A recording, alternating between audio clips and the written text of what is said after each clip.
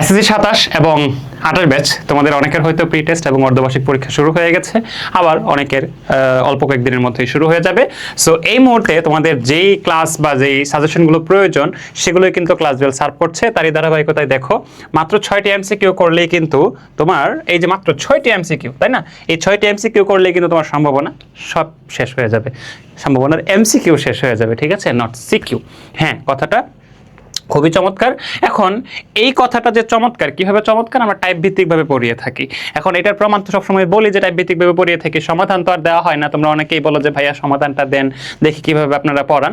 So আমরা আমাদের এই যে 2-in-1 premium batch, 2-in-1 premium batch, ঠিক আছে, এখানে আমরা কিভাবে আমাদের স্টুডেন্টদেরকে টেকনিক্যালি এইভাবে ক্লাসগুলো করে থাকি বা এই স্ট্র্যাটেজিটা আমরা ফলো করে তাদেরকে আমরা পুরো চ্যাপ্টারটা কভার করতে পারি, তারই একটা মানে ঝলক বা তারই একটা কি বলে তোমরা কিন্তু এক্সাম্পল দেখতে পাবে আজকের এই ভিডিওতে। আজকে তোমাদেরকে আমি দেখাবো মাত্র 6টা এমসিকিউ বা 6টা টাইপের এমসিকিউ পড়ে পুরো সম্ভাবনাটাকে কিভাবে আসলে কভার করা যায়। সো এইভাবে যদি তুমি তোমার প্রত্যেকটা কোর্স সাজাতে চাও, ধরো তুমি তোমার প্রত্যেকটা সাবজেক্ট, ঠিক আছে, ধরো তুমি যদি যারা সায়েন্সের আছো PCMB, physics, chemistry, higher math, biology, তাছাড়াও আরও তোমার ইংলিশ থেকে ধরে সাধারণ গণিত সব কিছুই কিন্তু এইভাবে আমাদের সেট আপ করা আছে। আমরা এইভাবে কিন্তু গুছিয়ে নিয়েছি খুবই চমৎকারভাবে। তো দেরি না করে এখনই ভর্তি হয়ে যাও 2-in-1 প্রিমিয়াম ব্যাচ। এখানে কিন্তু এক ঢিলে দুই পাখি, প্রি টেস্টের সব কিছুই তুমি পাবা তোমার প্রি টেস্ট ভালো করার জন্য, এবং টেস্ট পরীক্ষার জন্য তোমাকে সুপার টুপার একটা প্রিপারেশন নিতে আমরা কিন্তু সাহায্য করবো, তাই না। অলরেডি অনেক স্টুডেন্ট ভর্তি হয়ে গিয়েছে, আমি বলবো দেরি না করে তুমিও ভর্তি হয়ে যাও। সো আমরা একটু দেখি কিভাবে 6টি এমসিকিউ করেই পুরো সম্ভাবনা চ্যাপ্টারটাকে কভার করে ফেলা যায়। চলো আমরা এটা একটু সমাধানটা দেখে নিই।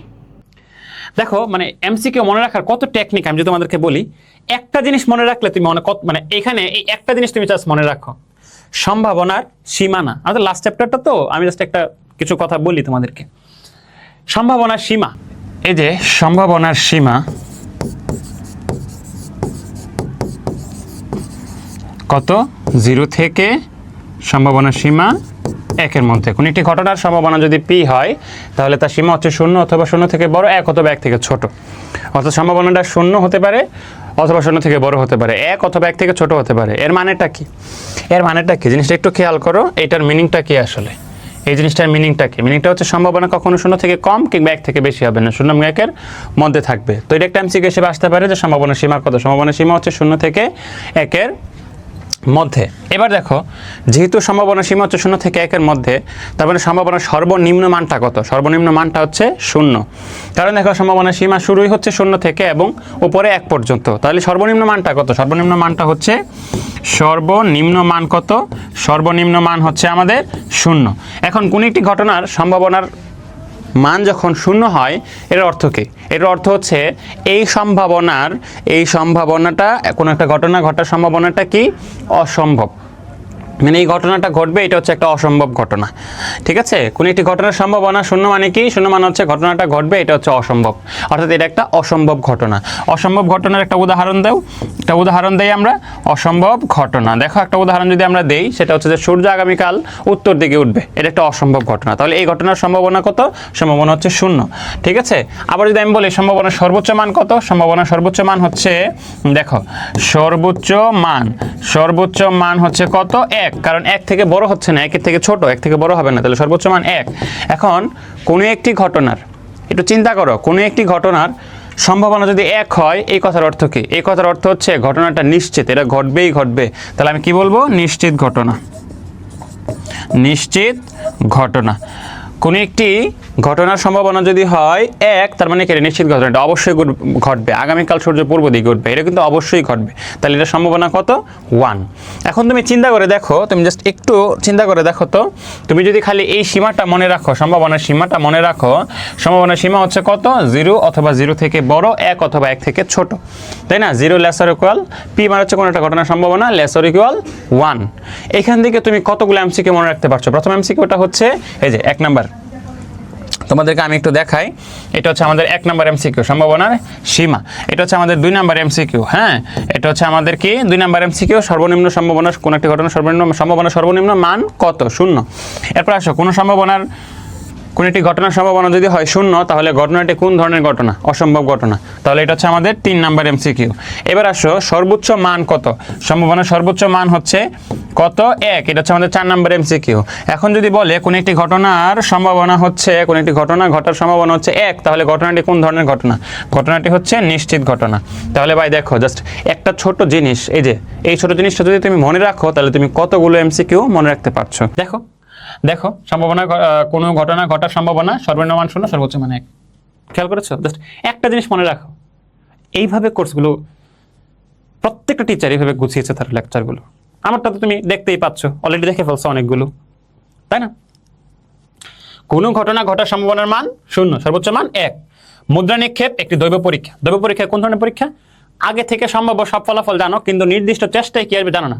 কয়েন টস করার আগে তুমি বলতে পারো ফলাফল কি হতে পারে, হয় হেড আসবে নয় টেল আসবে। বাট কয়েন টস করার পরে, তবে কয়েন যখন আকাশে উঠছে তুমি নিশ্চিতভাবে বলতে পারবে না হেডই আসবে। তাহলে এটা একটা কয়েন নিক্ষেপ বা মুদ্রা নিক্ষেপ একটা দৈব পরীক্ষা। ছক্কা নিক্ষেপও একইভাবে একটা দৈব পরীক্ষা। অনিশ্চয়তার পরিমাণ বেশি হলে কোনো ঘটনা ঘটার সম্ভাবনা কম। ঠিক আছে? কোন পরীক্ষার ফলাফল বা ফলাফলের সমাবেশকে বলা হয় নমুনা ক্ষেত্র। জাস্ট এগুলো তো তোমার simple basic concept, theoretical concept, তাই না ভাই? ওকে, এবার দেখো, নমুনা ক্ষেত্রের প্রতিটি উপাদানকে বলা হয় নমুনা বিন্দু। নমুনা ক্ষেত্র কিন্তু সেট, নমুনা ক্ষেত্র মানে কিন্তু একটা সেট, নমুনা ক্ষেত্র মানে একটা সেট, মাথায় রাখতে হবে। মুদ্রা নিক্ষেপ পরীক্ষায় হেড ও টেল আসার ঘটনা দুইটি সমসম্ভাব্য। হেড আসার সম্ভাবনা যতটুকু, টেল আসার সম্ভাবনাও ততটুকু। কোন পরীক্ষায় কোন একটি ঘটনা ঘটার সপক্ষের ফলাফলকে অনুকূল ফলাফল বলে। ধরো তুমি ছক্কা নিক্ষেপ করছো, তুমি চাচ্ছ জোর সংখ্যা আসুক, তাহলে জোর সংখ্যার পক্ষে যে ফলাফলগুলো আছে 2, 4, 6 ছক্কাতে, এই 3টা হচ্ছে তোমার অনুকূল ফলাফল। আর সবগুলা ফলাফলকে একসাথে করে একটা সেট আকারে লিখলে এটা হচ্ছে নমুনা ক্ষেত্র। নমুনা ক্ষেত্রের প্রতিটা ফলাফলকে বলা হবে একটা নমুনা বিন্দু। যেমন ছক্কা নিক্ষেপের 1, 2, 3, 4, 5, 6 সবগুলো ফলাফলকে একটা সেট আকারে লিখলাম, তাহলে এটা হচ্ছে ছক্কা নিক্ষেপের নমুনা ক্ষেত্র। নমুনা ক্ষেত্রের প্রতিটা ফলাফলকে বলা হবে একটা নমুনা বিন্দু। ক্লিয়ার? যুক্তিভিত্তিক সম্ভাবনা নির্ণয়ে ফলাফলগুলো সমসম্ভাব্য হয়। এগুলো কিন্তু মাথায় রাখতে হবে, তোমাকে অবশ্যই মাথায় রাখতে হবে। এবার আসো মুদ্রা সংক্রান্ত। এবার আমরা কি দেখব? মুদ্রা সংক্রান্ত। একটা কথা লিখো, একটা সুন্দর কথা লিখো। n বার অথবা n সংখ্যক মুদ্রা নিক্ষেপে মোট নমুনা বিন্দু, মোট নমুনা বিন্দু হচ্ছে 2 টু দি পাওয়ার n, কারণ মুদ্রার পিঠ দুইটা head tail, 2 to the power n। And আমি যদি বলি 5 টাকার 5টি মুদ্রা মারা হয়েছে, 5 টাকার 5টি মুদ্রা, 5 টাকার মুদ্রা না 10 টাকার মুদ্রা দেখার বিষয় না, 5 টাকার মুদ্রা কয়টা মারছে? 5টা মারছে। তাহলে n এর মান কত? n এর মান হচ্ছে 5। n কি এখানে? n হচ্ছে আমাদের এই যে জিনিসটা, n হচ্ছে আমার এই জিনিসটা, বুঝছো? n হচ্ছে আমার এটা, এই যে n এর মান হচ্ছে এই যে এটা, বোঝা গেছে? n বার বা n সংখ্যক, n হচ্ছে সেই n। তাহলে 5 বার মারলে n এর মান কত হবে? 5। 5টি মুদ্রা মারলে n এর মান কত হবে? 5। তাহলে কি হবে? 2 টু দি পাওয়ার 5, মোট 32টা নমুনা বিন্দু হবে, মোট 32টা। বোঝা গেছে? একটি মুদ্রাকে 5 বার নিক্ষেপ, তাহলে 2 টু দি পাওয়ার 5 কত হবে? 32। শেষ। এইবার আসো মজার একটা জিনিস, মজার জিনিস, এটা খুব মজার। একটি মুদ্রা একবার নিক্ষেপ করলে h পাওয়ার সম্ভাবনা 0.4। ভালো কথা, একবার নিক্ষেপে সম্ভাবনা 0.40। 500 বার নিক্ষেপ করলে t আসার সম্ভাবনা কত? আগে আসতেছি।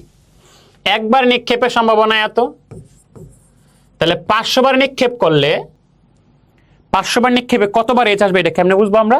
একবার আসার যে সম্ভাবনা তার সাথে 500 গুণ করে দিলেই 500 বার নিক্ষেপে h পাওয়ার h কতবার আসবে এটা পাওয়া যাবে। তাহলে 0.4 × 500 দিলে কত আসে? 200। একবার নিক্ষেপে যদি h আসার সম্ভাবনা হয় 0.4, তাহলে 500 বার নিক্ষেপ করলে h আসবে 200 বার। তাহলে 500 বারের মধ্যে 200 বার হচ্ছে h আসছে, তাহলে 500 থেকে 200 বিয়োগ করলে 300 বার কি আসবে? t আসবে। শেষ। ইন্টারেস্টিং। দুইটি নিরপেক্ষ মুদ্রা একত্রে নিক্ষেপ করা হলো, দুইটি টেল না আসার সম্ভাবনা কত? তাহলে দুইটি মুদ্রা নিক্ষেপ করছে, তাহলে দেখো প্রথম মুদ্রা এই যে দ্বিতীয় মুদ্রা, তোমরা তো পারো এগুলো, প্রবাবিলিটি আঁকতে তো পারো। তাহলে H T, H T, H টি মুদ্রার পিঠ। ওকে, তাহলে আমাদের নমুনা ক্ষেত্রটা কি? আমি কিন্তু দুইবার, একটি মুদ্রা দুইবার নিক্ষেপের ক্ষেত্রে অথবা দুইটি মুদ্রা নিক্ষেপের ক্ষেত্রে প্রবাবিলিটি একবারই আঁকবো, আর আঁকবো না কিন্তু। এইচ এইচ, দেন এইচ টি, দেন হচ্ছে আমার টি এইচ, দেন হচ্ছে আমার টি টি। তাহলে মোট ফলাফল 4টা। বলছে দুইটি টেল না আসার সম্ভাবনা, তাহলে দুইটা টেল আসতে পারবে না।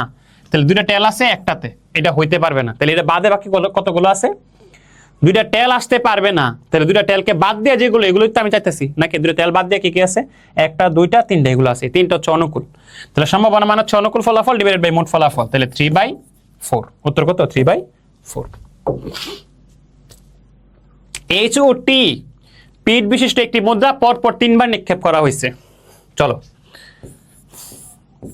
প্রথমবার, দ্বিতীয়বার, এই যে তৃতীয়বার, তৃতীয়বার, তাই না? এই যে প্রথমবার, দ্বিতীয়বার, তৃতীয়বার, এটা হচ্ছে কি মুদ্রা। তাহলে এইচ 3বার মারছে যেটা, এটাও আমি একবারই আঁকবো, আর আঁকবো না, তোমরা বাকিটা করবা। H T, H T, H T, H T. তাহলে আমাদের নমুনা ক্ষেত্র কি হবে? H H H, H H T, এগুলো তোমরা সবাই পারো। H T H, then H T T, comma, দেখো ভাই, T H H, T H T, T T H, T T T, triple T. এই যে মোট হচ্ছে 8টা। শেষ, নমুনা ক্ষেত্র তৈরি করা শেষ। এবার যে কোনো কিছু পারবো আমি। একই ফলাফল আসার সম্ভাবনা, মানে 3টা মুদ্রাতেই সেম ফলাফল আছে। তাহলে দেখো 3টা মুদ্রাতেই সেম ফলাফল আছে কোনগুলাতে? এই যে খেয়াল করো, এই যে 3টাতেই সেম এইচ, আবার দেখো 3টাতেই সেম এইচ, বাকিগুলোতে দেখো 2টাতে এইচ, 1টাতে টি, ভিন্ন হয়ে গেছে। তাহলে 3টাতেই, মানে 3টা মুদ্রাতেই একই ফলাফল আছে। এরকম কয়টা আছে তোমার ফলাফল? 2টা, ট্রিপল এইচ, ট্রিপল টি। তাহলে অনুকূল 2, মোট হচ্ছে 8, কাটাকাটি করলে 1/4। তাহলে 1/4 সঠিক। বড় জোর 2টি এইচ, বড় জোর মানে কি? ম্যাক্সিমাম 2টা থাকতে পারবে, ম্যাক্সিমাম 2টার উপরে থাকা যাবে না। যদি একটা থাকে তাহলে ভালো, যদি না থাকে আরো ভালো। বড় জোর শব্দটা বললে ম্যাক্সিমাম 2টা থাকতে পারবে, একটা থাকলে ভালো, না থাকলে আরো ভালো। তাহলে বলো বড় জোর 2টা এইচ। এখানে আছে 3টা এইচ, এটা বাদ। এখানে 2টা এইচ আছে, ওকে। 2টা এইচ আছে, ওকে। একটা এইচ আছে, আরো বেশি, ওকে। ভালো, বড় জোর 2টা বলছে, তাহলে একটা থাকলে সমস্যা নেই। 2টা এইচ, ওকে। একটা এইচ, ওকে। একটা এইচ, ওকে। এইচ নাই, আরো বেশি পরিমাণ ওকে। বড় জোর মানে কি ভাই? তুমি সর্বোচ্চ 2টা আনতে পারবা, তুমি যদি একটা আনো ভালো, তুমি যদি না আনো আরো ভালো, এরকম। তাহলে আমার অনুকূল আছে কয়টা? 1 2 3 4 5 6 7টা। তাহলে অনুকূল বাই মোট 7/8 হওয়ার কথা, কিন্তু আছে কি 3/4। তাহলে এটা ভুল। মোট নমুনা বিন্দু 8টি। ওকে, তাহলে সঠিক উত্তর 1 এবং 3।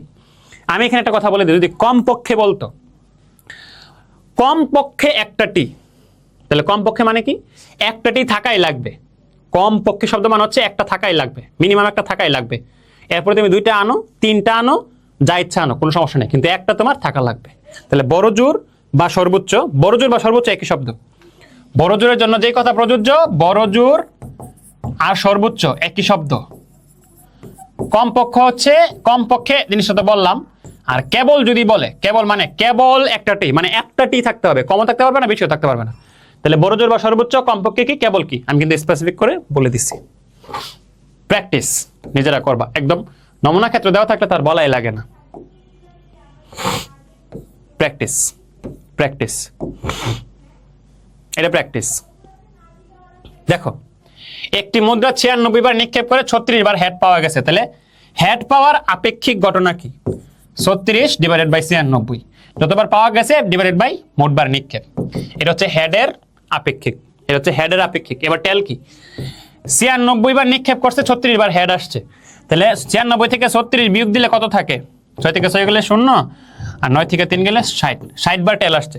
তাহলে যতবার টেল আসছে তত ডিভাইডেড বাই মোট নিক্ষেপ সংখ্যা। এটা হচ্ছে টেলের আপেক্ষিক, এটা হচ্ছে হেডের আপেক্ষিক, এটা হচ্ছে হেডের আপেক্ষিক, এটা হচ্ছে টেলের আপেক্ষিক। ক্লিয়ার?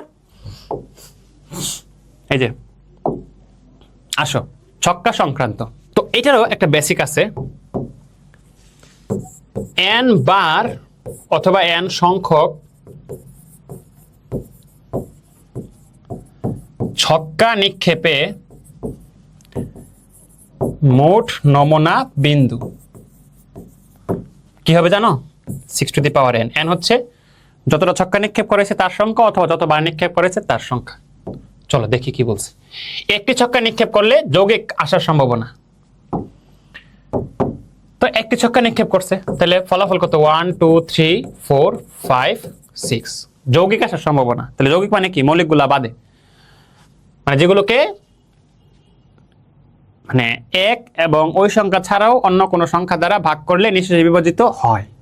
তাহলে আছে কি কি? এক তো হবে না, 2 তো মৌলিক হবে না, 3 মৌলিক হবে না, 4 হচ্ছে যৌগিক, 5 আবার মৌলিক হবে না, তাহলে 6। তাহলে 4 এবং 6 হচ্ছে যৌগিক, তাহলে অনুকূল হচ্ছে 2, মোট হচ্ছে 6, তাহলে 2/6 1/3 হবে উত্তর। উত্তর হচ্ছে 1/3। আসো, একটি ছক্কা নিক্ষেপ করলে 4 না ওঠার সম্ভাবনা, কথা বুঝো। এই 6টা ঘটনার মধ্যে 4 আছে মাত্র একটা। 4 আছে কয়টা? একটা। তাহলে অনুকূল ফলাফল 1, মোট ফলাফল 6। এটা হচ্ছে 4 আসার সম্ভাবনা। 4 না আসার সম্ভাবনা কেমনে বের করবো আমরা? মোট সম্ভাবনা 1। মোট সম্ভাবনা 1 থেকে যদি আসারটা বিয়োগ করে দেয় তাহলে না আসারটা পেয়ে যাব। তাহলে না আসারটা হবে 1 - 1/6, তাহলে 5/6। এটার উত্তর হবে আমাদের 5/6। দেখো ছক্কা নিক্ষেপ করলে 5 অথবা 5-এর চেয়ে বেশি, 5 অথবা 5-এর চেয়ে বেশি, তাহলে 5 হইলেও হবে, 5-এর চেয়ে বেশি 6 হইলেও হবে। তাহলে আমার অনুকূল ফলাফল 2টা, তাহলে 2/6, তার মানে 1/3। তাহলে এটার উত্তর 1/3। 3টা কোশ্চেন, এইগুলো আসলে কোনো অঙ্কই না ভাই, এগুলো তোমার কথার খেলা। একটি নিরপেক্ষ ছক্কা নিক্ষেপ করা হলে প্রাপ্ত সংখ্যাটি জোড় কিন্তু 6 দ্বারা বিভাজ্য না। তাহলে দেখো কথা বুঝো, ছক্কা নিক্ষেপ করছে, প্রাপ্ত সংখ্যাটি জোড়, তাহলে জোড়ের মধ্যে ছক্কা নিক্ষেপের জোড়ের মধ্যে কারা কারা আছে? 2 4 6, এই তো, এর বেশি তো না। তো জোড়ের মধ্যে এরা আছে, কিন্তু 6 দ্বারা বিভাজ্য করতে পারবা না। 6 দ্বারা ভাগ করলে নিঃশেষে বিভাজিত হইব, অর্থাৎ ভাগশেষ শূন্য হইব। এমন হইলে আবার হইব না। জোড় ঠিক আছে, কিন্তু এমন হইলে মানবো না। 2 রে 6 দ্বারা ভাগ করা যায়, কিন্তু নিঃশেষে বিভাজিত হয় না। তাহলে ভালো কথা। 4 রেও 6 দ্বারা ভাগ করলে নিঃশেষে বিভাজিত হয় না, ভাগশেষ থাকে। 6 রে 6 দ্বারা ভাগ করলে ভাই ভাগশেষ থাকে না। 6 রে 6 দ্বারা ভাগ করলে ভাগশেষ থাকে না, তার মানে 6 রে 6 দ্বারা ভাগ করলে নিঃশেষে বিভাজিত হয়ে যায়। তাহলে 6 একটা জোড় সংখ্যা, ভালো কথা মানলাম, কিন্তু সে তো এই কথা মানছে না, তাহলে তারা নেওয়া যাবে না। তাহলে আমার নেওয়া যাবে 2 আর 4 রে। তাহলে মোট ফলাফল ছক্কা নিক্ষেপে একবার নিক্ষেপে 6টা, অনুকূল 2টা, তাহলে 2/6 মানে হচ্ছে 1/3, কাটাকাটি করলে তাহলে উত্তর 1/3। একটি ছক্কা নিরপেক্ষ ছক্কা নিক্ষেপে হোমওয়ার্ক। এবার আসো, 2টি ছক্কা নিক্ষেপে কি কি ঘটে। তাহলে দেখো আমি এটা তোমাদেরকে একটু ভালো করে শিখাই দিচ্ছি। 2টি ছক্কা নিক্ষেপে, তার মানে 6², তার মানে 36টা ফলাফল হবে। দেখো ফলাফলগুলো কি কি একটু বুঝো। এইটা ভালো করে বুঝতে হবে এটা, হ্যাঁ, ভালো করে না বুঝলে কিন্তু ঝামেলা হয়ে যাবে। দেখো, একটা, 2টা ফলাফলগুলো কেমনে, একটা ছক্কা 2বার নিক্ষেপ করলে অথবা 2টা ছক্কা নিক্ষেপ করলে কেমনে মনে রাখবা? 3 4 5 6, ওকে। 1 2 3 4 5 6, গুড, হয়ে গেছে। আমার 36টা ফলাফল আসবে একটা ছক্কাকে আমি 2বার নিক্ষেপ করলে। ফলাফলগুলো কি হবে জানো? 1 1 1 2, তারপরে 1 3, তারপরে 1 4 1 6, সরি 1 5 1 6। বুঝতে পারতেছো? কথাটা বুঝো। প্রথমে একটা ছক্কা নিক্ষেপ করবে না, তাহলে 1 2 3 4 5 6, তারপর আবার এই 1 থেকে তো আবার 6টা বের হবে, কারণ একটা মধ্যে একটা ছক্কাকে তো 2বার নিক্ষেপ করছে, অথবা 2টা ছক্কা নিক্ষেপ করছে, তো এরকম হবে। তাহলে 1 দিয়ে 1 2 3 4 5 6, 2 দিয়ে 1 2 3 4 5 6, 3 দিয়ে 1 2 3 4 5 6, এরকম। তাহলে 2 1 2 2 2 3 2 4 2 5 2 6। জিনিসটা বুঝতে চেষ্টা করো, এটা ইম্পর্টেন্ট। এখান থেকে অনেক রকম এমসিকিউ বানানো সম্ভব।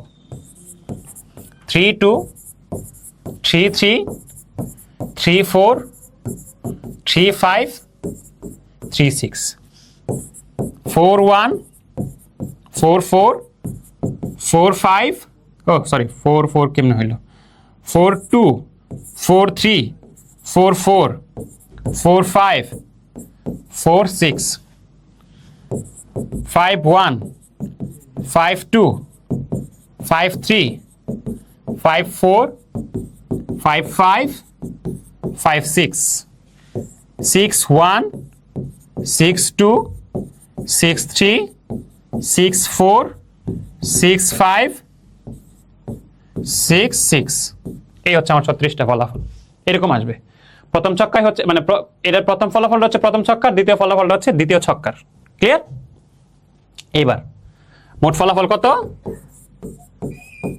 36টি এবার কত রকম কোশ্চেন তোমার কাছে হতে পারে দুটি নিরপেক্ষ ছক্কা নিক্ষেপ করা হলো ছক্কার উপরের পিঠ একই না ওঠার সম্ভাবনা দেখো ছক্কার পিঠ দুইটা এক হবে না তাহলে ছক্কার পিঠ দুইটা এক আছে কোনগুলোতে ছক্কার পিঠ দুইটা এক আছে কোনগুলোতে এই যে প্রথম ছক্কা দ্বিতীয় ছক্কা একই পিঠ এই যে একই পিঠ একই পিঠ একই পিঠ একই পিঠ একই পিঠ তাহলে দুইটা ছক্কাতে একই রকম পিঠ আছে এরকম ফলাফল 6টা তাহলে 6/36 হচ্ছে এরকম এমসিকিউ হিসেবে আসতে পারে দুইটি ছক্কাতেই একই ফলাফল অথবা দুইটি ছক্কার পিঠ একই হওয়ার সম্ভাবনা কত তাহলে 6/36 মানে 1/6 তাহলে দুইটি ছক্কার পিঠ একই হওয়ার সম্ভাবনা কিংবা দুইটি ছক্কাতে একই ফলাফল আসার সম্ভাবনা হচ্ছে 1/6 না আসার সম্ভাবনা কি হবে 1 - 1/6 মোট থেকে 1 বিয়োগ করে দাও তাহলে 5/6 হয়ে গেছে এবার দেখো দুটি ছক্কা নিক্ষেপে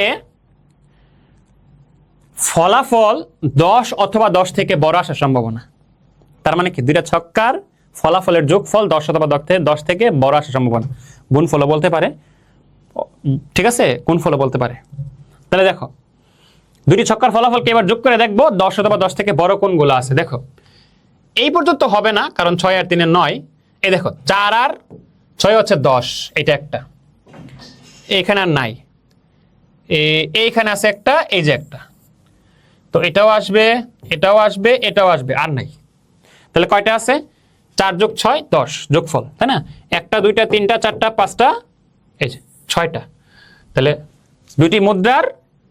দুইটি ছক্কার পিঠের ফলাফলের সমষ্টি 10 অথবা 10 থেকে বড় আসার সম্ভাবনা কত 6/36 কারণ ওগুলো হচ্ছে 6টা মোট হচ্ছে 36টা তাহলে 1/6 অ্যান্সার তাহলে যত রকম এমসিকিউ আছে তুমি কিন্তু এখান থেকে চাইলেই সলভ করতে পারবা এইবার একটা মজার জিনিস দুইটি ছক্কা ও দুইটি মুদ্রা একত্রে নিক্ষেপ করলে তাদের নমুনা বিন্দু সংখ্যা কত মুদ্রা এবং ছক্কা একসাথে এবার ঘটনাটা কি মুদ্রা এবং ছক্কা একসাথে চলো মুদ্রা এবং ছক্কা যদি একসাথে থাকে তাহলে কি বলি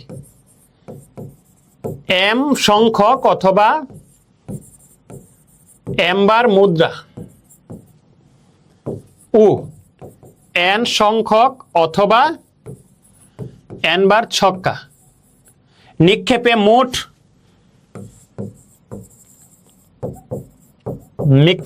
মোট নমুনা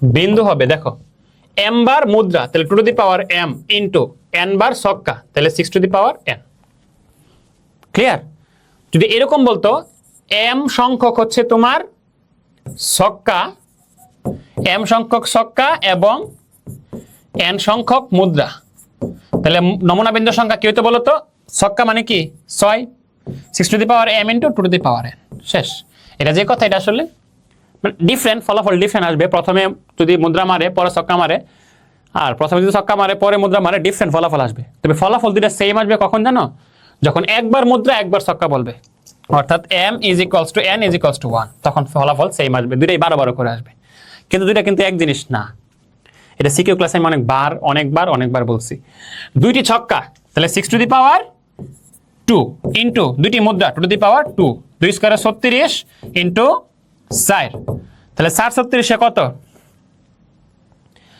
4 6 24 এর 4 3 4 12 আর 2 এ হচ্ছে 1444 শেষ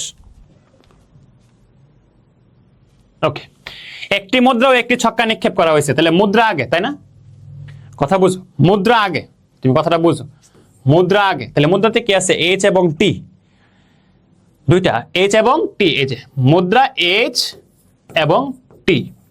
এরপরে আবার ছক্কা, তাহলে প্রতিটা থেকে আবার 6টা করে বের হবে, প্রতিটা থেকে আবার 6টা করে বের হবে, তাহলে H1 H2 H3 H4 H5 H6 এরকম হবে। তাহলে আমি H1 নমুনা ক্ষেত্রটা লিখি, H6 T1 T2 T3 T4 T5 T6।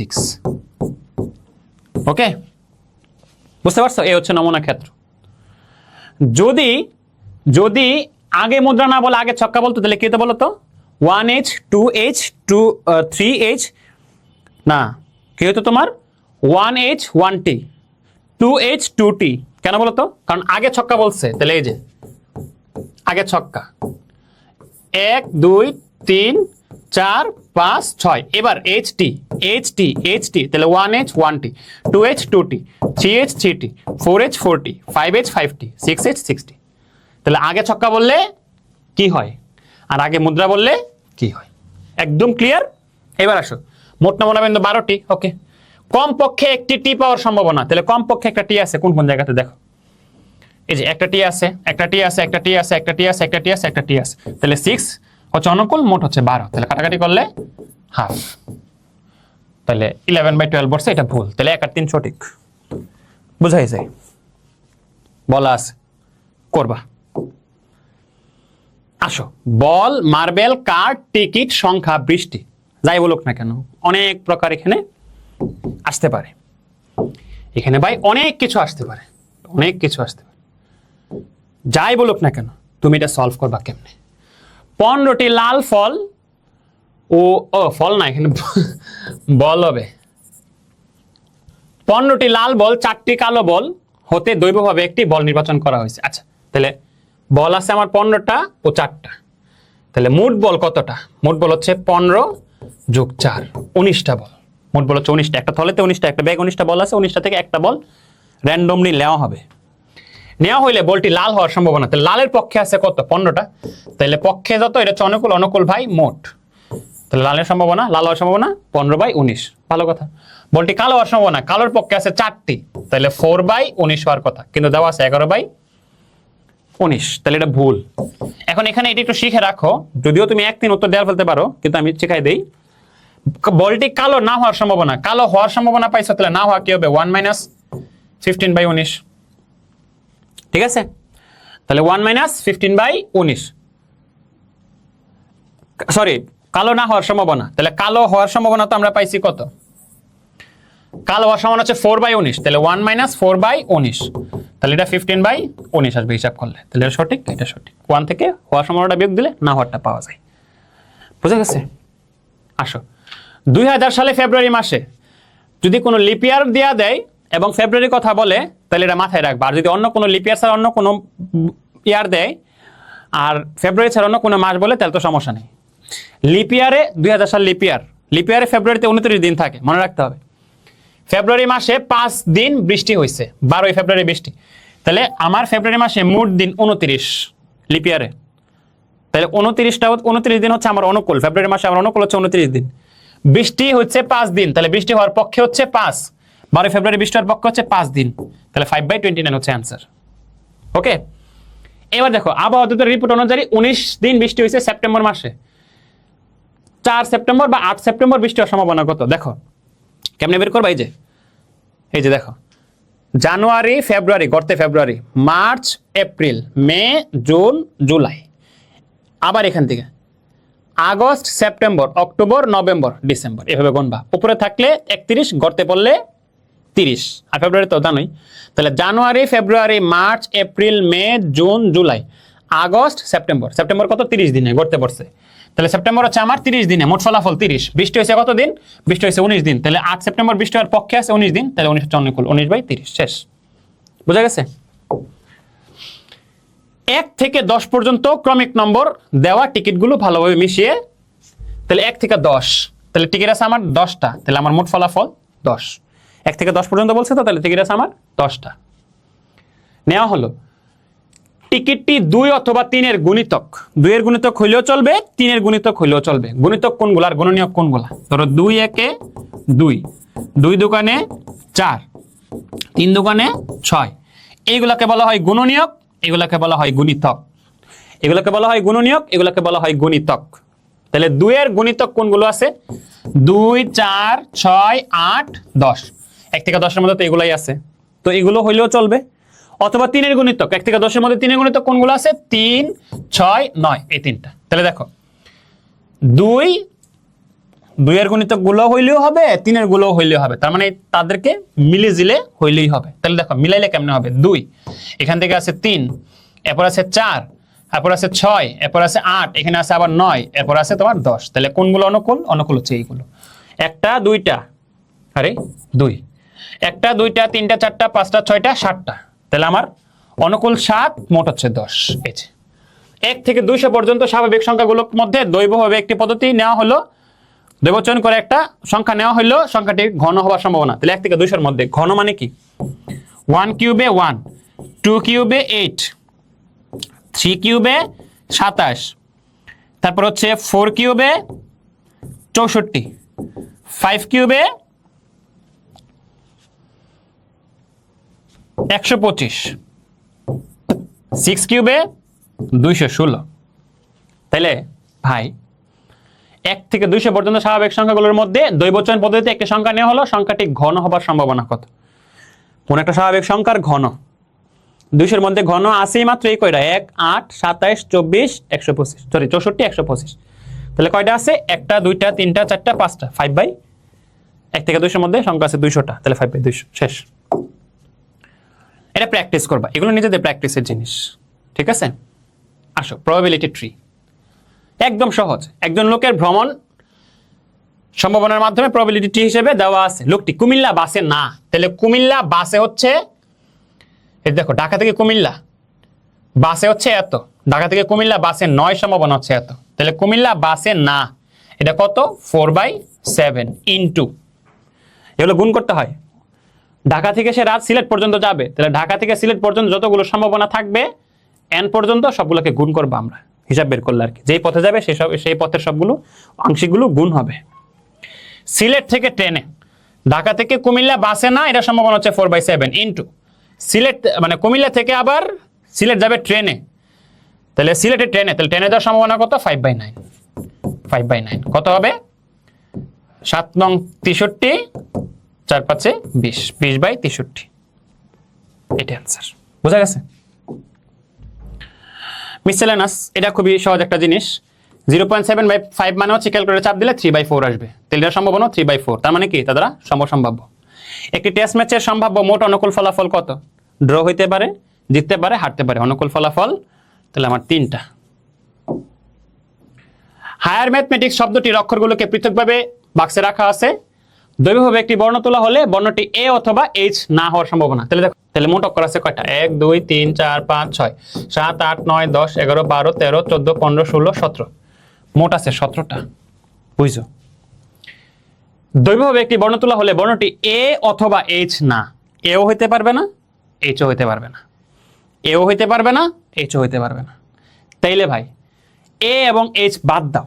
দেখো এইচ, এইচ, এ আর এইচ বাদ যাবে, এ এইচ। তাহলে 1, 2, 3, 4, 5টা, 17 থেকে 5টা বাদ দিলে কত? 12। 12টা তোমার কোন অঙ্ক? তাহলে 12/17। এ বি সি ডি তল বিশিষ্ট, তাহলে কয়টা তল? 4টা তল। মুদ্রার পৃষ্ঠা কতটা ছিল? 2টা, তাহলে 2 টু দি পাওয়ার ছিল।